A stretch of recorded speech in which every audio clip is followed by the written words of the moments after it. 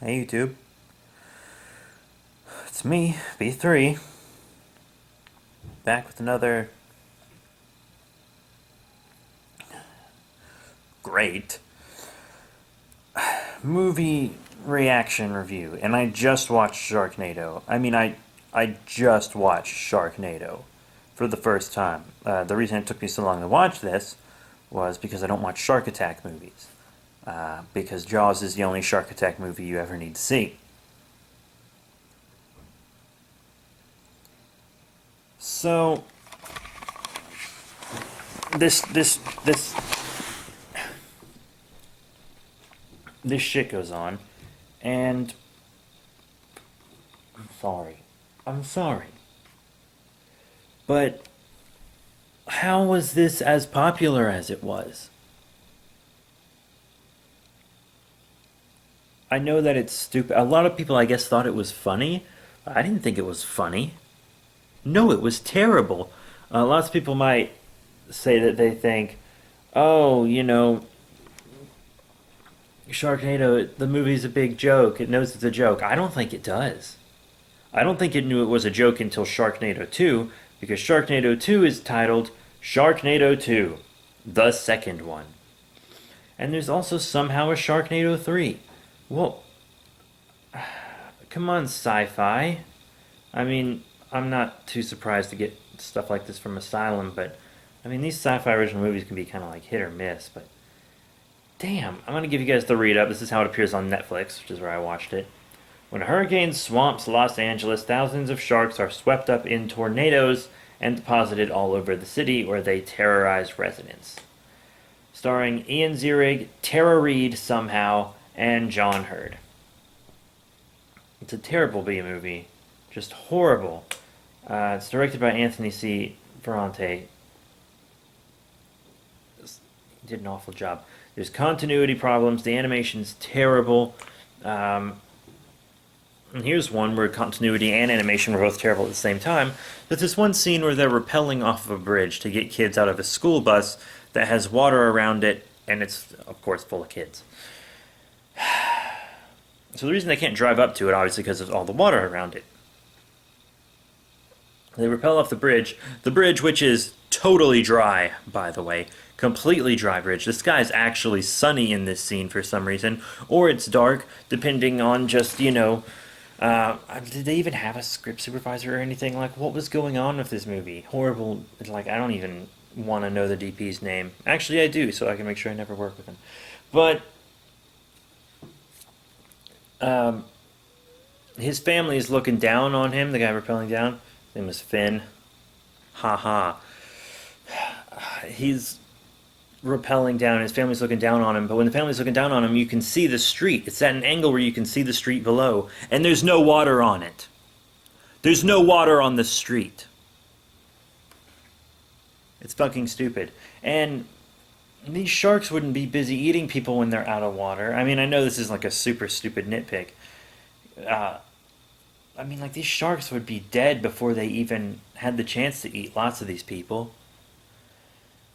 This whole movie is just stupid. It was a stupid idea, stupid execution, bad acting, bad animation, bad script, bad sets. Everything about it was bad. And there was not a single redeeming... My hair looks terrible. Almost as terrible as this movie.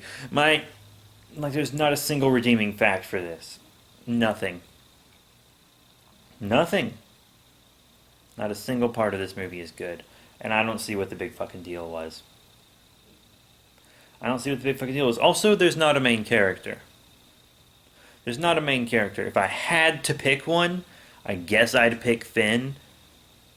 But it really doesn't focus on a single person. At first, it seems like Nova's the main character. But she's not. And there's no character depth to any of these motherfuckers.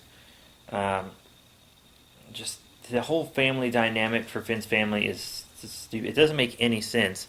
Apparently they thought, his family thought he didn't care about them because he was always being super selfless and helping other people.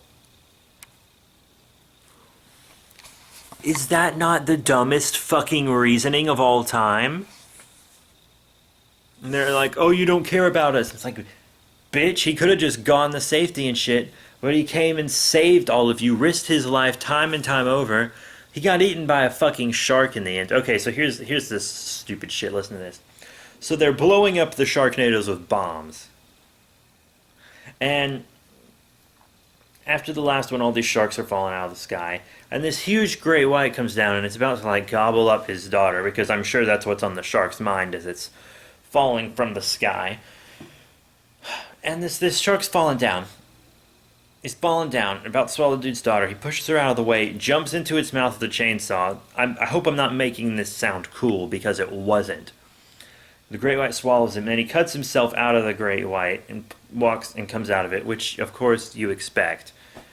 And then he reaches back in, and I was like, motherfucker, if he pulls Nova out of this shark, I am going to freak the fuck out. And then he does. He pulls his fucking bartender out of the shark. And I'm like, what the fuck?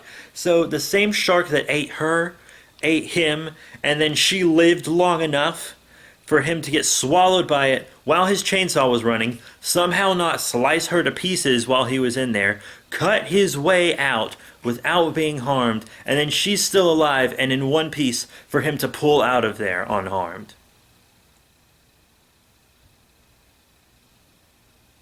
I might cancel my Netflix subscription. It was that bad. I mean, I'm not actually going to do that because Netflix is my life, but still.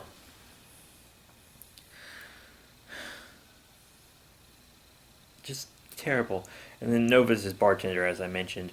And throughout the movie, she's like, she really wants to bang him. She wants to bang Finn so badly. Like right after one of their friends, mutual friends, gets attacked by the shark, she like tries to make out with him while on the job, like in front of everyone. And then she's like sort of kind of flirting with him through the whole time, and he even flirts with her a bit, even though he's made it obvious to her that he doesn't want anything to do with her. But he keeps calling her hot and stuff. It's so weird. Everything about it's weird. Obviously, he gets back with his ex-wife in the end, which you expect, because it's like part of the movie is like a mission to save all his family members, which just, you don't feel any emotion for any of the characters. In fact, they're pretty much all unlikable, except for maybe his son Matt. Son Matt's the only one I think I'd be down to share a beer with or some shit. But then his bartender, who's hitting on him the whole movie, gets with his son at the freaking end. Is that not creepy and weird? This movie was just shit. It was shit. It has 2 stars on Netflix, and I think that's way too much. It's an hour and 27 minutes. It's not a shark storm, it's a shit storm. It's a shitnado. Fuck. But I guess that's it, you guys. Just remember to rate, comment, and subscribe. Check out all the links in the description below. Facebook, Twitter, all that jazz, I guess. So, yeah, that's it. Thank you all once again, and I'll see you all later.